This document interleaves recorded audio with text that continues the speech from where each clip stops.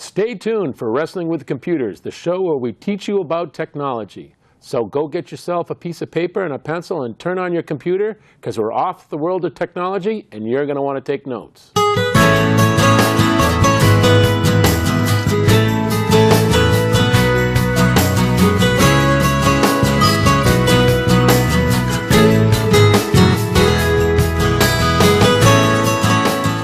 Welcome to Wrestling with Computers.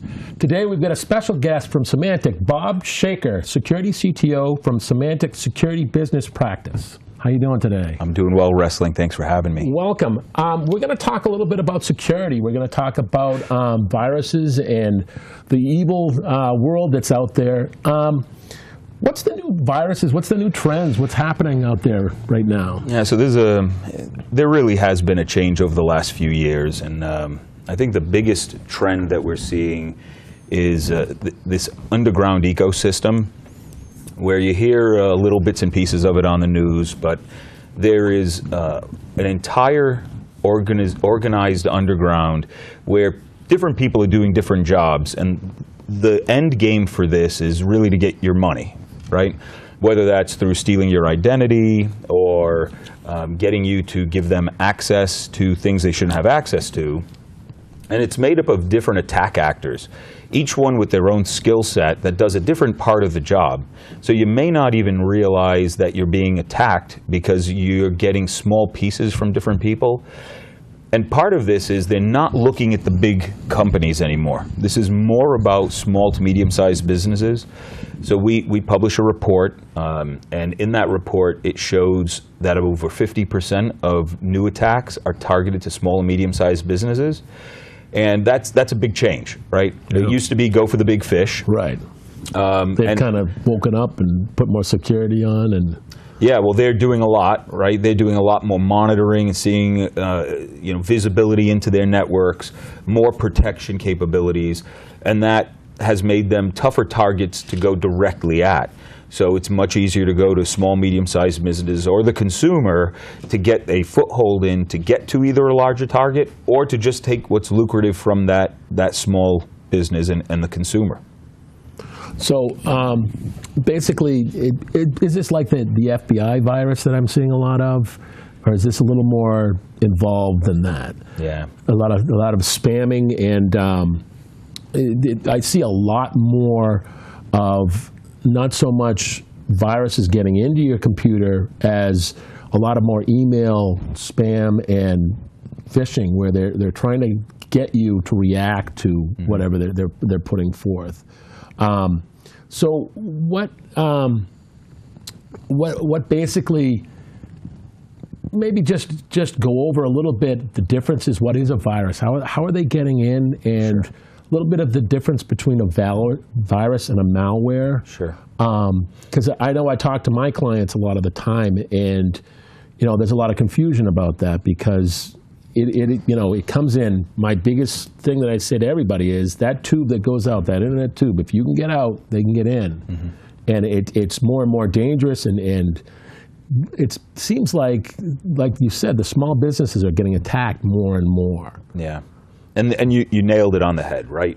So the ransomware stuff is interesting in its own. So what ransomware is when a piece of bad software, which is referred to commonly as malware, and I'll kind of talk about the difference between malware and a virus, finds its way onto your machine, looks for pieces of information, areas where you may have been surfing the internet and what those sites are, and then presents you with a screen that says, FBI has been monitoring you. We've seen that you've been to these sites. Those sites are considered not legal in this country, and if you'd like control of your computer back, you have to pay this fine to the FBI with a link, and you're actually paying some underground marketer who's captured your machine. The bad part, even more than that, is when you pay, you may not get your machine back. Right. So you may pay and appear to have gotten your machine back, and then a day or two later they will ask you again for more money, or they will wipe your machine out, and you just lost the money and your machine, right? So they can really do a lot of bad stuff, and that's really the category of malware. The difference between a virus and malware is a virus infects a machine and then executes something else, right? We have different, malware is a broad category. Virus fits in it. Then you have worms. Worms are viruses that can move from machine to machine on their own and like to crawl through networks and really be difficult for businesses because they're usually self-replicating, right? Viruses have a different transmission model, but any way you slice any one of those, they're all malware, and they're getting worse. Yeah, and I tell my clients the FBI is not going to send you an email. They're going to show up with the Suburbans, and you're going to know they're there. Yeah, I was on the phone with the FBI yesterday. They will call you. Yeah, if they need you, they'll call you. They're not going to send you a note on your machine. So, to speak a little bit about how you interact with the FBI, how a company like Symantec, and just so the people out there know, Symantec's the broad spectrum of what Norton is a part of. A lot of people know Norton because that's the homeowner. The Joe user uses Norton. Symantec encompasses that. Is that basically? Yeah, Symantec is the company. Norton is a product. Right. Yes. Right. That's correct. And Norton's the homeowner product. Yes. Yep. Okay. But there's an interaction between a company like yours with like the FBI, and talk a little bit about where the industry is and how you guys are working with like the FBI and other security agencies like that, and how that interaction works and how you use each other, you know. Sure. Well, I can talk about some of it. Yeah, yeah, I understand. In a broad scheme, I just think that people need to know that it's not just the Symantecs and the McAfees that are working on this. The FBI, the Attorney General, and people like that are working on it. I have had this theory for a long time that the internet started, and I think the government, for lack of a better term, said, oh, wow, that's great. And then a year went by and like, oh, my God, everybody's using it. How do we secure this? And they've fallen behind, and they're always playing catch up. But if you could talk a little bit about that. I can. So we have relationships with multiple agencies at different levels, and a lot of it comes to intelligence sharing. Right. You know, what the FBI focuses on intrusion. And they will call you if they think that you have been attacked and that it's a threat to some part of the national security.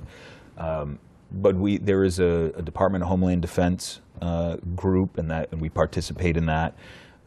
We do, at times, they will notify customers that they are under or have been attacked, and we'll come up behind the FBI and provide assistance with strategies to help protect themselves and discover what's going on. So, it's more about information sharing, intelligence sharing, and we are a global company, but the FBI focuses on U.S. interests, and we are also a U.S.-based company. So we help with that as much as we can. So there is a considerable amount of information that filters between the two companies where it can. We're very open. We give them everything, and the FBI gives us what we need to know, and that's important. And we don't complain about that because national security is a top priority. Right, and I just think it's important that that it's not just a virus from its infancy. If you look at where it starts at some kid somewhere in some dark room makes this virus, and once it's known by the DATs that collect these viruses, the process that it goes through from there to Joe user that's sitting in front of his computer, it goes through the FBI, it goes through you guys, it goes through different people. It comes down to that DAT and starts saying, okay, we know about this virus, so here's how to protect yourself from it. So what's kind of the difference between virus versus malware, and how the security on that differs? Sure. So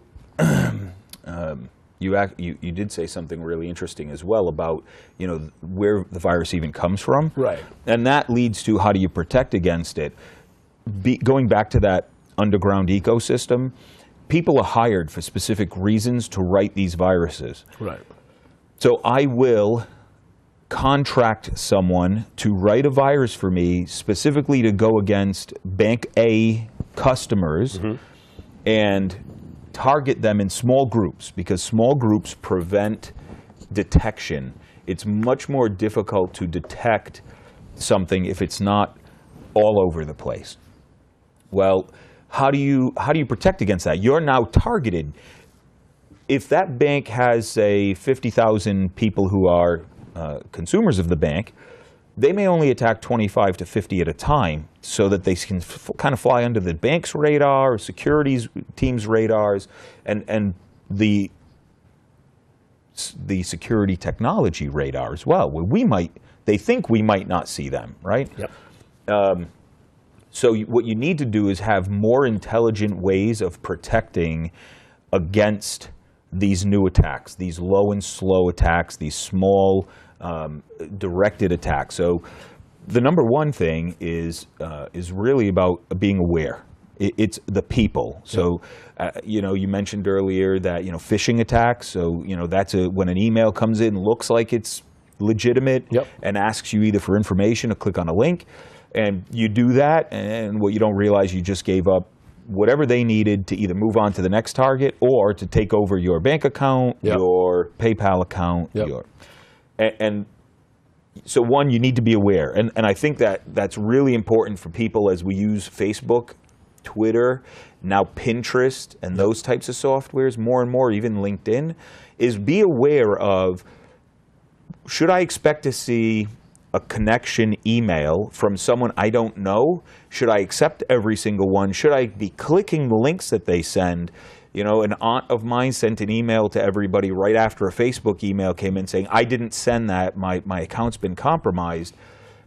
You have to be more aware that not everyone in the world is good. Right. That Facebook it's a bad world. And Facebook is... I think it's the moral decay of society, just because we get further and further away from personal contact every day. But they've had such a problem with security. It's every other week I'm hearing about Facebook was hacked into this, or this spoof came up, and it's no wonder that they're trying to make it so everything on Facebook is their domain, that they own it, all the pictures and everything else, because, well, okay, you got hacked, but it was through our stuff that got hacked, and your picture got taken, but we own the picture, so you can't sue us. It's just the industry as a whole. Again, I just feel like it's playing catch up. Yeah. You talk some of the. I don't want to get in too much about what how to secure your computer. We will do that on the next show, but. Talk a little bit about the technologies that are out there, that the new technologies, some of the latest technologies, about, if you could, a little bit about the new operating systems. I know that they're supposed to be secure and secure. Windows 7 was supposed to have all this great security, and Windows Vista was supposed to be really secure, but that was... yeah, so, you've got a lot in there. So the new operating systems, I think it would be unfair to consider that any operating system on its own is going to be rock solid, right? It's not fair to the operating system makers, right? Because they're trying to build operating systems, and they're leveraging security companies to help provide added security, because those, I know you've seen source code. The source code involved in a program like Windows 8 is massive. Right. So it's tough to always find the holes. So you needed the security company to block the threats. And the threats are fueled by an incredibly large sum of money. In fact, the amount of money that's fueling that ecosystem and the development efforts is greater than the development efforts of every security company trying to defeat them. Wow. So you're saying that underground network has more more money than the people making than Microsoft. Not Microsoft, but then the R&D budgets right, the R&D for budgets. all of the security companies combined. Really? It's a big ecosystem. They make a lot of money. So to say, hey, Windows 7 or 8, just out of the box, even with patching, is going to be able to keep up, right, is naive. Right. It's really about having an up-to-date security product that you keep updated. And the two differences there are version changes for every company, right, and those version changes are our way of keeping up with the bad guys, right? So they're spending all this money to find new ways around us. We're versioning up to get around them. In fact, most security companies, including ours, will give you the next level up at no charge. As long as you just, you pay for your maintenance, you'll get the next level. Right. And we want you to do that so that you're not 5 years behind the bad guys, right? So part of some of the stuff that's out right now that we're seeing in the future for some of these products really wraps around intelligence. Yep. So be smarter than the bad guys. Because you're constantly, as a company, playing, all right, we've got to get there before these guys are getting there. Okay, they've got a new virus, we've got to find a new way. And it's hard not to crack, because as a company, you're always playing, all right, you've got to be sitting there, how the heck are they getting in now? And then how are they going to get in the future? Yeah, and that's a challenge. A lot of companies have started working with reputation-based systems so that they can understand the reputation of the files that people are trying to download and determine whether or not they have a bad reputation. Hey, this is most likely not a good thing for you to install because of many facets of it, versus, this is okay, this is safe. It's from Apple, it's the latest version of iTunes. You should install this. Yep. Along with trying to take intelligence of what is really going on across that underground. How are they acting? What systems are they using? What tools are they using? And watching as they start to shift from one target to the other, so that we can move from reactive, like you said, right, trying to react to them, exactly, to being preemptive or precognizant. Like, we know what they're going to do next, so we can already make that move. Right. And that's the big push that you're going to see throughout the entire security protection industry. And we've been doing that for about the last 4 or 5 years, is starting to use our intelligence to get ahead. And in fact, you can go on some message boards that the bad guys go on, which I absolutely do not recommend you do. I do not recommend you go to those. But there was a lot of complaining over the last few years that they're having trouble getting around those reputation-based systems. And the people who are part of that ecosystem that are buying tools from the tool makers are saying, tool maker, you got to give us better tools. Right. So it's a cat and mouse game, but security intelligence is really the game changer. And for small to medium-sized businesses, part of it is making sure that they're up to date. Right. That's a big important factor. Wow. So talk a little bit more about that reputation thing that you talked about. I know that I've got a couple different softwares that, as I'm going through the net, it will give a percentage or this website is valued at X and is seen to be good. This one we have no idea about. This one don't go to. Yeah. How does that work? How is that kind of, that's got to be a huge undertaking to take the amount of the web, which is so huge, and say, all right, this is good, this is bad. So there's a few ways to do it, and different companies do it different ways. Some companies do it just by, there's a thing called an IP address. Yep. That is the numeric location of where a website lives. And we know through the activity that a website is undertaking, Yep. By watching the website's activity, that IP address is doing bad things. So that becomes part of a bad reputation. The next, companies like ours take that to a whole nother level, where they're looking at 150 plus attributes of files. They're looking at attributes of IP addresses, attributes of even URLs, so www.somewebsite.com. Yep. Is that website doing good or bad things? Is it hosting bad files? Is it serving bad files? So it's a massive undertaking. Companies have large intelligence groups that all they do is gather this data from around the world, pull it into a database, and then perform analytics against it to determine who's good and who's bad, and then push that out to the products so that the products, because you don't want the user to have to say, okay, I'm going to click a button to determine if this is good or bad. Right. It's not fair to the user. They have a day job. Right. And two, they won't do it because It's they have a day job. Competence at all. Exactly. So moving that more and more into the products so that they do it on their own. And you'll notice with Norton, if you're using that, latest version, hopefully, there's a little pop-up in the bottom of the screen that tells you this is green, yellow, or red. Right. That's the reputation database working. And you see other vendors doing the same thing. Some of them do it silently. Some of them are putting it right out there. So you know you just clicked on something bad. Yeah, because it is. Because it is. Because it is, yeah. And it's that's kind of like, I know a lot of my clients, some of the corporate clients get blacklisted because somebody sent out 50 emails to the corporate their clients, and that the Comcast and the Verizon sits there and says, oh, that's a spammer, and so that's along the same lines. Let's talk a little bit about these guys, because I really think that it's coming, and these guys are going to be in big trouble. Stuff with iOS devices that they're going to the internet, and under my theory of you can get out, they can get in. What's happening in the industry with that, and where do you see it's going? Yeah, that's another big place for the small to medium-sized business as well as the consumer that they need to worry about. So the good news for iOS owners is that it is what they call a protected operating system. Right. So they have multiple layers of encryption and protection that really keep viruses from being able to attack the device and get on it. Not to say that they won't come, and there's been a couple of people who've written creative applications that find ways around that to gather data from your device. In the Android world, it's more pervasive.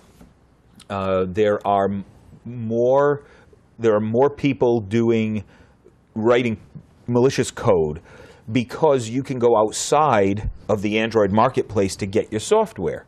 So if I want to buy a piece of software, and that software is $5, but I do a search, and I find somebody else offering it off their website for $1, and I say, I'm getting a bargain, and I go and buy it for $1. Well, no, you didn't. You just bought a piece of software that was written by a malicious programmer that makes it look like it's the real software, and it can do a lot of things that people don't even sometimes believe but are true. It can listen to the phone, and when it hears somebody say, enter your social security number now, it can turn on a recorder and capture the keys as you're typing them in. Yeah, key loggers. It'll grab it and then send it to the person without you ever knowing it made a transmission. So with Android, and you install an app, it asks you, do you want to give it permission to these things? And everybody says yes, because if you don't, you can't use it. Right. You've basically given it access to strip all your contacts, maybe your email, to listen to you as you're dialing, to listen to you as you're talking. They're using voice recognition software to capture your voice stream. So even when you say, my credit card number is blah, blah, blah, they're captured. So it's important, again, back to awareness, that on the device, if it's Android, you're running protection. Today, there's no protection software for iOS because there really is no ecosystem for attacking it today. But there's software that you can run on your Android that's important. And it's very important that you're aware that I am buying a piece of software outside of the marketplace. This may not be a good piece of software, and stay away from it. Yeah. So unfortunately, it sounds like the typical Apple model, that Apple doesn't get, the Macs don't get viruses, and I've always said, yeah, well, it's because they don't have the market share.